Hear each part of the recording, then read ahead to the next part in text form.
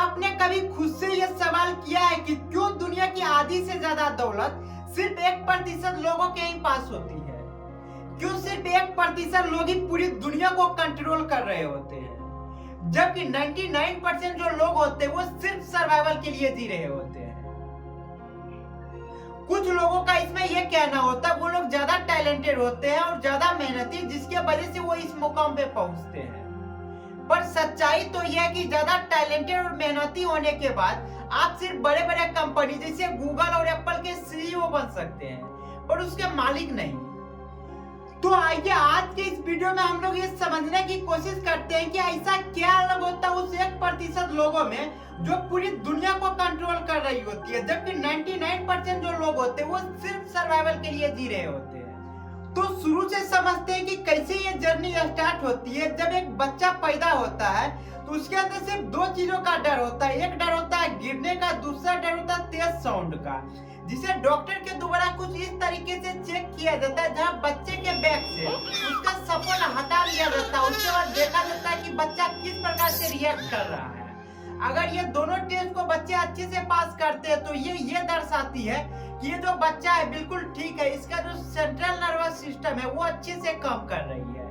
Basically इसे medical term में Moro reflex कहते हैं। और बच्चा जब 1 साल का हो जाता है तब भी इसके अंदर जो डर बना होता है वो सिर्फ यही दो चीजों का होता है, जो गिरने का होता है और तेज साउंड का। इन चीजों को कंफर्म करने के लिए साइंस में एक एक्सपेरिमेंट किया गया, जहाँ पे किया यह गया कि कुछ 1 साल के बच्चे को एक जगह रखा गया और उसके बीच जो है नॉन वेनमस स्नेक को रखा गया जो कि जहरीला नहीं होता। और यहाँ पे ये देखा गया कि यहाँ पे कोई सा भी बच्चा डर नहीं रहा इस सांप से। जितने भी बच्चे हैं खिलौने की तरह सांपों के साथ खेल रहे हैं, जिससे ये कंफर्म हो गया कि ये जो बच्चे होते हैं ये किसी चीज से डरा नहीं करते। 1 साल के जब एज में भी आते हैं और ये खिलौनों की तरह सांप के भी साथ खेलते रहते हैं। और यहाँ पे जो एक्सपेरिमेंट किया गया, इस एक्सपेरिमेंट को बोला गया सोशल कंडीशनिंग एक्सपेरिमेंट। इसका मतलब ये होता है कि हमारे आसपास जो कंडीशंस होते हैं वो बताते हैं कि हम किस टाइप के चीजें बनेंगे। यहाँ पे इस सोशल कंडीशनिंग को समझना है तो आप यहाँ पे इस वीडियो क्लिप के जरिए समझ सकते हैं कि कैसे एक 3 साल का बच्चा बड़े से घोड़े का रस्सी पकड़ के आसानी से जहाँ चाह रहा है वहां पे लेके जा रहा है। यहाँ तस्वीरें एक है, लेकिन इस तस्वीर के पीछे कहानी दो है। एक कहानी इस बच्चे की जहाँ पे इसे यह सिखाया गया है कि घोड़ा कितना भी ज्यादा ताकतवर क्यों ना हो, तुम अगर उसके रस्सी पकड़ के घूमना चाहो, उसे कंट्रोल करना चाहो तो आसानी से कर सकते हो। जहाँ पे ये बच्चे को यकीन हो गया कि इतना बड़ा घोड़ा होने के बाद भी हम इसको कंट्रोल कर सकते हैं।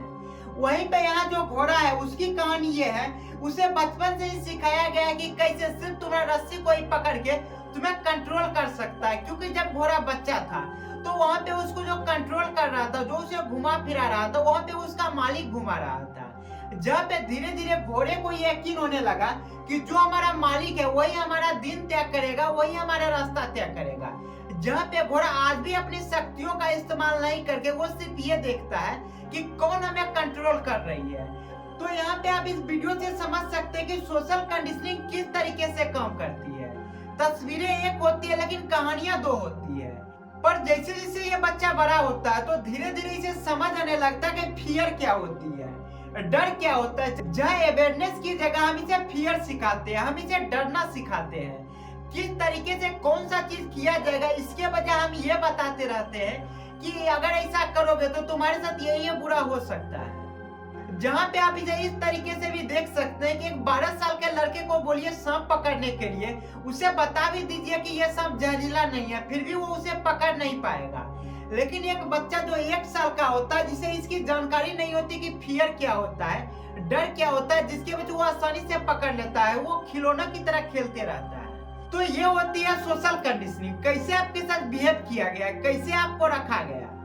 जो ये स्कूल कॉलेज होते हैं जो बेसिकली बच्चों को ट्रेन करती है, बच्चे को सिखाती है कैसे सरवाइव करें। जहाँ पे बच्चों को पहले भगवान का रूप बोला जाता है क्योंकि ये प्योरेस्ट फॉर्म में होती है। जहाँ सबको ये पता होता है ये बच्चा अभी जो भी बनना चाहेगा वो बन सकता है अपनी जिंदगी में। अब जैसे ही बच्चा धीरे धीरे बड़ा होता है, यहाँ पे क्या होता है, जो गेम शुरू होता है वो फियर का गेम शुरू हो जाता है। जहाँ इसकी ट्रेनिंग लेने के लिए उसे स्कूल और कॉलेज भेजा जाता है, जहाँ पे हमेशा ये सिखाया जाता है कि सरवाइव कैसे करें। जहाँ पे लोगों का एक्सपीरियंस बताया जाता है कि कैसे अगर तुम्हें जिंदगी में सक्सेस होना है तो सिर्फ वो चीजें करनी है जो मैक्सिमम लोग करके आए हैं। और यहाँ पे क्या होता है, जितना भी एक्सपीरियंस होता है इन लोगों के पास, ये मेजोरिटी लोग से आया करते हैं, जो कि 99% लोगों के हिस्से हुआ करते हैं। तो ये हमेशा ये सिखाते हैं कि कैसे सरवाइव किया जाए। जहाँ पे आसानी से कोई सीखना नहीं चाहता तो सबको डरा के सिखाया जाता है कि अगर तुमने ये पढ़ाई अच्छे से नहीं की तो तुम स्कूल में फेल हो जाओगे, तुम कॉलेज के एग्जाम में फेल हो जाओगे, तुम एंट्रेंस में फेल हो जाओगे, तुम्हें अच्छी जॉब नहीं लग पाएगी, तुम्हारा लाइफ सिक्योर नहीं हो पाएगा। इतना ज्यादा डर बच्चों में भर दिया जाता है कि जहाँ पे एक 12 से 14 साल के बच्चे को अगर ये पूछा जाता है तुम जिंदगी में क्या बनना चाहोगे, तो कोई बच्चा बोलता मैं डॉक्टर बनूंगा, मैं इंजीनियर बनूंगा, कोई साइंटिस्ट बोलता है तो कोई कुछ बोलता है। लेकिन एज के साथ साथ जैसे ये फियर बढ़ने लगती है हमारे अंदर, जब हम ज्यादा डरा करते हैं कि जिंदगी में पता नहीं क्या होगा, क्या आगे होने वाला है, इसकी डर इतना ज्यादा हमें भर दी जाती है। वही बच्चा जब 25 का हो जाता है, 30 का हो जाता है, तो बस एक ही चीज कहता है किसी तरह से कुछ भी हो जाए। अब सपना खत्म हो गया डॉक्टर इंजीनियर बनने का, अब समझ नहीं आता आगे जिंदगी में क्या होगा। और कुछ बच्चे जो अच्छे से पढ़ते हैं, सिस्टमेटिक ढंग से पढ़ते हैं, वो जब नौकरी में चले जाते हैं तो उसे ये समझ आ जाती है चलो अब 30 साल तो अच्छे से कट जाएंगे, आराम से अब 60 के एज में रिटायरमेंट लेंगे और फिर जिंदगी देखेंगे किस तरीके से काटी जाएगी। ये जितने भी सिस्टम होते हैं जो ट्रेनिंग हमें दिया करते हैं, ये हमेशा अधूरी जिंदगी की ट्रेनिंग दिया करते हैं, जहाँ पे ये बताया जाता है कि कैसे जिंदगी में सेटल हो सकते हैं। लेकिन कभी भी ये नहीं बताया जाता कि जिंदगी पूरा कंप्लीट कैसे किया जाएगा। अब आपको ये शब्द सुनने में नया लग रहा होगा, क्योंकि आज तक जो आप सुनते आए हैं वो सिर्फ ये सुनते आए हैं कि कैसे जिंदगी में सेटल हो जाए और जिंदगी को आराम से जिए। पर ऐसा होता कहाँ है? जो लोग रिटायरमेंट ले लेते हैं उनसे अगर सवाल किया जाता है जिंदगी में आगे आप क्या करना चाहेंगे, तो उनके पास कोई जवाब नहीं होता।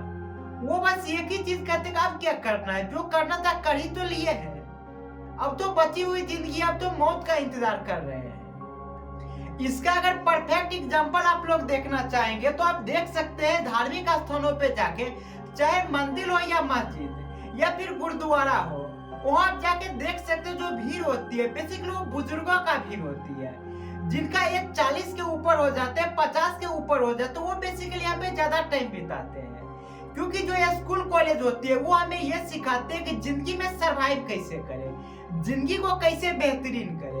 पर ये जो मंदिर मस्जिद होती है, जो धार्मिक जगह होते हैं, ये हमें ये बताती है कि मौत के बाद हमारे साथ क्या होने वाली है, हमें कैसे एक बेहतरीन जिंदगी मिलेगी मरने के बाद। किसी भी धार्मिक चीजों में हमें ये नहीं सिखाया जाता कि जिंदा कैसे रहे, हमें ये सिखाया जाता है कि मरने के बाद अगर हम अच्छे कर्म करेंगे तो हमें जो स्वर्ग मिलेगा वो कैसे मिलेगी, हमें मोक्ष कैसे मिलेगी। यही तो कारण है कि जो मंदिर और मस्जिद हुआ करते हैं वहाँ बुजुर्गों का भीड़ हुआ करती है, पर जो स्कूल और कॉलेज हुआ करती है वो बच्चों के भीड़ से लदी होती है। जो स्कूल और कॉलेज हुआ करते हैं वहाँ पे बुजुर्गों को नहीं देखा जाता, क्योंकि यहाँ पे ये सिखाई जाती है कि जिंदगी को कैसे जिया जाता है। पर वही जो मंदिर और मस्जिद हुआ करते हैं वहाँ पे ये बताया जाता है कि हमें मोक्ष कैसे मिलेगी, जीवन खत्म होने के बाद हमारे जीवन का उद्धार कैसे होगा। तो मैक्सिमम लोग जो होते हैं इन्हीं चीजों में उलझे रहते हैं, जहाँ पे वो हमेशा ये सोचते हैं कि कैसे अपने जिंदगी को बेहतरीन करें। जो हमें सिखाया गया है वो इतना ज्यादा प्रबल हो जाती है हमारे अंदर कि हम उसको तोड़ ही नहीं पाते उस इल्यूजन को। पर इन्हीं में से कुछ लोग ऐसे होते हैं जो इन सारे इल्यूजन को तोड़ देते हैं। आप देखते होंगे कि जो 9वीं 10वीं फेल होते हैं, जो सही से पढ़ते लिखते नहीं है, वो बड़े मंत्री बन जाते हैं। पर जो ज्यादा पढ़ लिख लेते हैं वो एक अच्छी नौकरी में चले जाते हैं, चाहे वो क्लर्क की नौकरी हो या फिर डीएम की नौकरी हो। और जो इससे भी ज्यादा पढ़ लेते हैं वो बड़े बड़े कंपनी के सीईओ बन जाते हैं। पर आपने कभी ये गौर नहीं किया होगा कि जितने भी बिलियनर्स होते हैं ये कभी भी रूल पे नहीं चला करते, वो अपना रूल खुद बनाते हैं। जब भी हम बिलियनियर्स की लिस्ट देखा करते तो उसमें एक चीज काफी कॉमन होती है कि ये कभी भी सिस्टम से नहीं चलते, ये अपना सिस्टम खुद ही बनाते हैं। आप जानते होंगे फोर्ड कंपनी के बारे में, जो कार बनाया करती है, जो इसका खोज किया था उसका नाम था हेनरी फोर्ड। वो कभी कॉलेज भी नहीं किया, वो 16 साल की एज में मैकेनिस्ट में सिर्फ अप्रेंटिस किए और वो अपना एक कंपनी शुरू कर दिए जहाँ पे आज काम करने के लिए आपको बहुत सारा पढ़ाई करके जाने पड़ेंगे, आपको एक से एक डिग्रियां लेनी पड़ेगी, एक से एक स्किल सीखने पड़ेगी, तब जाके उस कंपनी में जाके सिर्फ आप जॉब कर सकते हैं। लेकिन उस कंपनी के जो ओनर थे वो न तो कभी कॉलेज गए और न ही सही से स्कूलिंग किए, उसके बाद भी वो इतनी बड़ी कंपनी बना ली। आप यहाँ पे नाम सुनेंगे बिल गेट्स का, वो इतने बड़े कंपनी बना लिए जहां दुनिया का 90% जो कंप्यूटर होती है वो माइक्रोसॉफ्ट पे चला करती है, माइक्रोसॉफ्ट ओएस पे चला करते हैं जितनी भी कंप्यूटर्स हुआ करती है। और आपको ये जान के काफी ज्यादा हैरानी होगी कि ये जो बिल गेट्स है ये अपना हार्वर्ड यूनिवर्सिटी के कॉलेज के डिग्री भी कंप्लीट नहीं किए थे, ड्रॉप आउट करके चले गए थे। अगर ये कॉलेज में जाकर अपने प्रोफेसर से पूछते हैं कि मेरे मन में एक आइडिया आया है, क्या मैं इस पे काम करूं, क्या मैं कॉलेज को छोड़ दूं, तो जितने भी समझदार वहां के प्रोफेसर होते वो ये कहते कि बेटा पहले तुम एक काम करो, पहले डिग्रियां कंप्लीट कर लो, उसके बाद करते रहना, पूरी जिंदगी पड़ी है। और जैसे ही वो इस कॉलेज को कंप्लीट करते, इन डिग्रियों को कंप्लीट करते, फिर उन्हें समझदार लोगों के ग्रुप आते और समझाते कि एक काम करो, पहले कोई जॉब कर लो, फिर धीरे धीरे करते रहना जो करना चाहते हो, पूरी जिंदगी बची पड़ी है। पर इन्होंने ऐसा कुछ भी नहीं किया। जैसे इनके प्रोजेक्ट में इन्हें विश्वास लगा, ये अपना कॉलेज ड्रॉप आउट कर दिया और अपने प्रोजेक्ट में लग गए जो बाद में जाकर माइक्रोसॉफ्ट बनी। आप सुने होंगे मार्क जुकरबर्ग के बारे में, जिसकी अभी नेटवर्थ 130 बिलियन डॉलर के आसपास है। उनका भी कुछ ऐसा ही कहानी है, वो भी अपने हार्वर्ड यूनिवर्सिटी के अपने डिग्रियों को कंप्लीट नहीं करके ड्रॉप आउट ले लिया और वहां पे अपनी कंपनी शुरू की है, जिसका नाम बाद में फेसबुक पड़ा। आप देख सकते हैं कि कितनी बड़ी आज कंपनी ये बन चुकी है। तो यहाँ पे सबसे कॉमन चीज ये है कि जितने भी इन बिलियनर्स के लिस्ट को हम देखते हैं, इसमें एक कॉमन पैटर्न हमें दिखते है कि कभी भी रूल्स को फॉलो नहीं करते। ये रूल्स बनाने के लिए सबसे पहले रूल्स को ब्रेक करते हैं और एक बार जब रूल्स को ब्रेक करते हैं तो धीरे धीरे इन्हें समझ आती है ये रूल्स कैसे काम करते हैं। फिर ये सेट करते हैं कि कैसे 99% लोगों के लिए हम रूल्स बनाएंगे और वो लोग सिर्फ इन रूल्स को फॉलो करेंगे। यहाँ पे जो समझने की बात होती है वो सिर्फ इतनी से ही बात होती है कि ये लोग जितने भी बिलियनर्स होते हैं, जो कि 1% लोग में आया करते हैं, जो दुनिया को चलाया करते हैं, ये वैसे लोगों का ग्रुप होता है जो खुद पे बिलीव करते हैं, खुद पे विश्वास करते हैं। लेकिन बचे हुए जो 99% लोग होते हैं ये दूसरों पे विश्वास करते हैं, दूसरों के राहों पे चलना पसंद करते हैं, ये रिस्क लेना पसंद नहीं करते। पर जिंदगी का जो असली सच है वो तो बस इतना सही है कि जिंदगी में ना ही कोई चीज हम लेके आए थे, ना ही कोई चीज लेके जाएंगे। लेकिन फिर बीच में ऐसा क्या होता है कि हम इतना डरने लगते हैं कि कहीं ये ना खो जाए, कहीं वो ना खो जाए। ये डर के सारे हम पूरी जिंदगी बिता देते हैं। सिर्फ ये एक फियर ही होती है जो हमें आगे बढ़ने से रोकती है। जहां हमें ये समझना होगा कि फियर और अवेयरनेस के बीच एक थिन लाइन होती है जो हम कब क्रॉस कर जाते हैं हमें पता ही नहीं चलता। फियर हमेशा ये कहती है कि हो सकता है कि इन झाड़ियों के पीछे कोई जानवर छुपा हो जिससे हमारी जान जा सकती है, जिसकी वजह से होता यह है कि या तो हम भाग जाते हैं या फिर वहीं पे हमारा शरीर काम नहीं करने लगता है। पर जो अवेयरनेस होती है वो ये कहती है कि अंधेरा बहुत है, हो सकता है कि इन झाड़ियों के पीछे कोई जानवर छुपा हो। तो हमें हर एक कदम फूक फूक के रखना होगा, काफी सावधानी से रखना होगा। जहाँ पे हम क्या करते हैं कि कॉन्शियस होके रहते हैं, ना कि डर के रहते हैं। Awareness doesn't avoid reality, it faces it without panic and without denial. यहाँ पे ओशो के द्वारा एक खूबसूरत लाइन कही गई है जहाँ पे ये कहा गया है कि fear blinds you but awareness illuminates you. मतलब ये कि जो डर होता है वो तुम्हें बंद कर देती है, लेकिन जो अवेयरनेस होती है, जो जागरूकता होती है, वो तुम्हारी आंखें खोल देती है। तो जितने भी 1% लोग होते हैं वो बेसिकली फियर में नहीं जिया करते, अवेयरनेस में जिया करते हैं।